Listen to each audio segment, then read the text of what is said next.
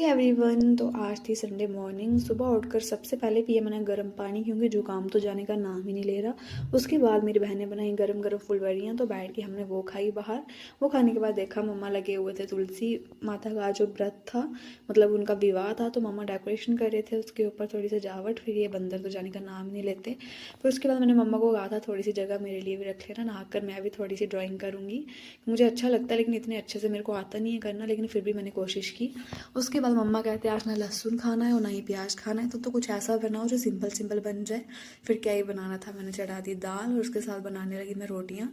तो जल्दी जल्दी से मैंने आटा गूंदा, लेकिन देखा फ्रिज में भी आटा पड़ा था। मम्मा से डांट पड़ जानी थी, मम्मा ने कहना था तुम देख के कभी बनाते ही नहीं हो। फ्रिज में ऑलरेडी आटा पड़ा था इतना ज़्यादा, और मैंने फिर से गूंद के रख लिया था। फिर मैंने सोचा कोई बात नहीं, इसको शाम को बना लेंगे। फिर जल्दी जल्दी से मैंने टमाटर काटे, क्योंकि दाल फ्राई करनी थी। टमाटर ही थे जो मैं डाल सकती थी घर पे, अदरक तो था नहीं, अगर वो होता तो चलो उससे कर लेती, लेकिन फिर टमाटर का ही सहारा लेना देखा पड़ा। दाल में सूप ज़्यादा हो गया था, तो मैंने सोचा थोड़ा सा मैं पी लेती हूँ, क्योंकि सुबह से वही बस फुलवरियाँ खाई थी, मेरे को थोड़ी सी भूख भी लगी थी।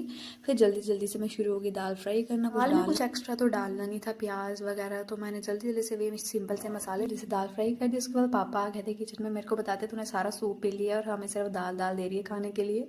मेरी और पापा की खटपट तो हमेशा लगी रहती है। उसके बाद मैंने जल्दी जल्दी दाल फ्राई की, और मम्मा का तो आज फास्ट था, बाकी सबने खाना खाना था, तो मम्मा के लिए चाय चढ़ा दी, पापा ने भी पीनी थी। साथ में थोड़े से बना लिए उनके लिए आलू। जैसे आलू बना रही थी तो एक अंकल आगे बाहर, फिर उनके लिए भी चाय बनानी थी, तो थोड़ा सा दूध और डाला चाय में, तो जल्दी जल्दी से चाय बनाई। फिर मेरे को रेस्ट करनी थी, पूरे दिन से काम कर रही थी, लेकिन मम्मा कहते कि बैठ के बाहर थोड़ी सी जो मतलब दिया जलाए जाते हैं रात को, उसके लिए बाती बना लेते हैं। वैसे तो मैं इनको बत्तियाँ बोलती हूँ, लेकिन हर कोई अपनी अपनी लैंग्वेज में समझता है। उसके बाद मेरी बहन बना रही थी सुंदर सुंदर हार। उसके बाद मैं आज फर्स्ट टाइम कलीरा बना रही थी मम्मा से पूछ कर। लेकिन मैं सोचती हूँ कुछ भी चीज़ जो आपको नहीं आती, आपको हमेशा ट्राई करते रहना चाहिए। आपको हर एक चीज़ सीखनी चाहिए। हो सकता है कल को आपके साथ कोई ना हो आपको सिखाने वाला, और आप पर हो रिस्पॉन्सिबिलिटी उस चीज़ की, आपको बनानी पड़े। तो हर एक काम जो आना चाहिए हर किसी को, लड़की को भी लड़के को भी। मैं ये नहीं बोल रही कि सिर्फ लड़कियों को ही आना चाहिए, लड़कों को भी आना चाहिए, लड़कियों को भी आना चाहिए।